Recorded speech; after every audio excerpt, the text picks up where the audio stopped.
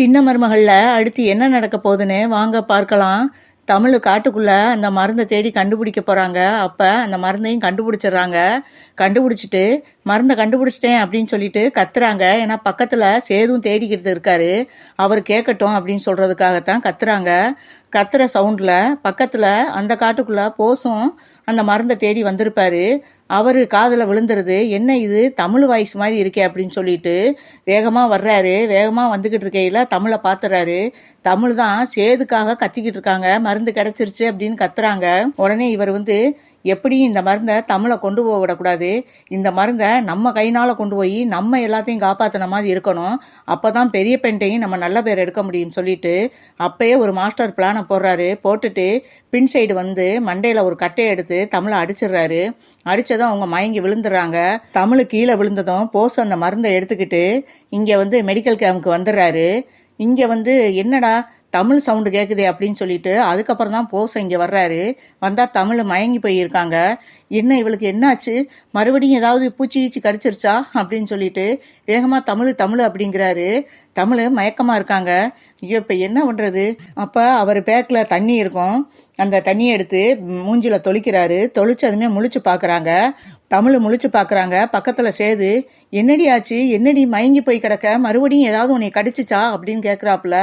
இல்லை மாமா, நான் அந்த மருந்தை கண்டுபிடிச்சிட்டேன் மாமா. கண்டுபிடிச்சிட்டு உங்கள்கிட்ட சொல்லணுன்றதுக்காகத்தான் நான் கத்தி கூப்பிட்டேன் மருந்து கிடச்சிருச்சுன்னு.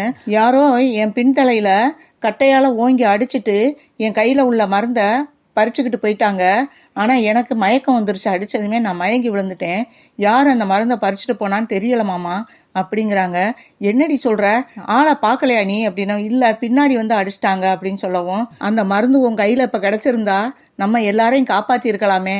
இப்படி அந்த மருந்தை கண்டுபிடிச்சும் இப்படி தவற விட்டுட்டே தமிழ் அப்படிங்கிறாப்புல. நான் என்ன மாமா செய்வேன், மருந்து கிடைச்ச சந்தோஷத்தில் உங்களை கூப்பிட்டு கத்தி சொல்லணும்னு தான் நான் கத்துனேன். அதுக்குள்ளே பின்னாடி யாரோ என் தலையில் அடிச்சிட்டாங்க அப்படின்னு சொல்லவும், அப்படியாவா, ஒருவேளை இங்கே உள்ள சம்மந்தப்பட்டவங்க யாராவது கூட இருக்கலாம்ல அப்படின்னு சொல்லிட்டு, சரி வா நம்ம மெடிக்கல் கேம்ப்கே போகலாம் அப்படின்னு சொல்லிட்டு இவங்க 2 பேரும் மெடிக்கல் கேம்ப்க்கு வந்துக்கிட்டு இருக்காங்க. அதுக்குள்ளே இங்கே போஸ் மெடிக்கல் கேம்ப்க்கு அவர் மருந்தை எடுத்துகிட்டு வந்த மாதிரி எல்லாத்துட்டையும் சொல்கிறாரு. நான் இந்த கஷ்டப்பட்டு இந்த மருந்தை எடுத்துகிட்டு வந்துட்டேன், நல்லபடியாக எல்லாத்துக்கும் இந்த மருந்தை சீக்கிரம் கொடுங்க அப்படின்னு சொல்லவும் எல்லாருக்கும் மருந்தை கொடுக்க ஆரம்பிச்சுறாங்க. மருந்தை குடிச்சு கொஞ்ச நேரத்திலேயே எல்லாருக்கும் அந்த மயக்கம், வாந்தி, தலை சுத்து, தலைவலி எல்லாமே நின்றுது. கைகால் வலி, உடம்பு வலி எல்லாமே சடார்னு கொஞ்ச நேரத்தில் அந்த வலியெல்லாம் குணமாயிருது. அப்போ தான் டாக்டர் எல்லாருக்கிட்டையும் சொல்கிறாங்க, இனிமேல் நீங்கள் பயப்படவே வேணாம், உங்களுக்கு விஷமெல்லாம் முறிஞ்சிருச்சு, இனிமேல் உங்களுக்கு எந்த இதுவும் இல்லை, நீங்கள் எல்லாருமே நல்லா ஆயிட்டீங்க அப்படின்னு சொல்லவும், அப்போ ராசாங்க இந்த மருந்தை யார் கொண்டு வந்தா டாக்டர் அப்படின்னு கேட்குறாங்க. போஸுன்றவர் தான் கொண்டு வந்தார் அப்படின்னு சொல்லவும், போஸை பார்த்ததும் சந்தோஷம் தாங்க முடியலை.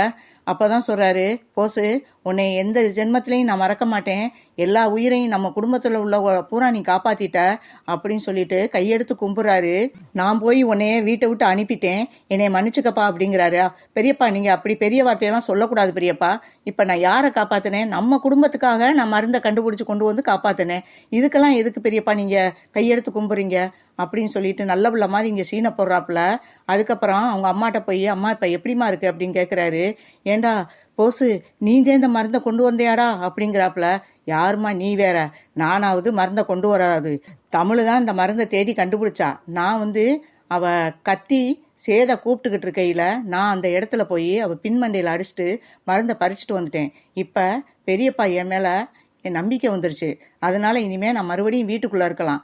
இனி நம்ம நினச்சபடி நல்ல பிள்ளை மாதிரி அவருக்கு முன்னாடி நடிச்சுக்கிட்டு நம்ம நினச்சதை சாதிக்கலாம் அப்படின்னு சொல்லவும், உண்மையிலே தமிழ் தான் கண்டுபிடிச்சதா அப்படின்னும். இப்போ பெரியப்பா என் மேலே எவ்வளோ பாசமாக இருக்கா தெரியுமா, நீ என்னடானா தமிழ் கொண்டு வந்துச்சு, தமிழ் கொண்டு வந்தாளா அப்படின்னு கேட்டுக்கிட்டு இருக்க, பேசாமல் இரு, நீயே காட்டி கொடுத்துருவ போலையே அப்படின்னு சொல்லவும், ஏண்டா அப்போ எப்படியும் அவங்க 2 பேரும் இங்கே வந்துட்டா தெரிஞ்சு போயிரும்ல அப்படின்னும். அதெல்லாம் இனிமேல் பெரியப்பா நம்ப மாட்டார் அப்படின்னு சொல்லவும் ரொம்ப சந்தோஷப்படுது ஈஸ்வரி. தாமரை சொல்லுது, அப்போ மாமா இனிமே நீங்கள் வீட்டில் தானே இருப்பீங்க, இனிமேல் நீங்கள் நம்ம வீட்டை விட்டு போக மாட்டீங்கல்ல, இன்னி நம்ம நினச்சதை சாதிக்கலாம் அப்படின்னு இதுக ஒரு திட்டத்தை போட்டுக்கிட்டு இருக்குங்க. அப்போ தான் தமிழும் சேதும் மெடிக்கல் கேம்புக்கு வர்றாங்க. இந்த வீடியோ பிடிச்சிருந்தால் லைக் பண்ணுங்கள், ஷேர் பண்ணுங்கள், மறக்காமல் சப்ஸ்கிரைப் பண்ணுங்கள்.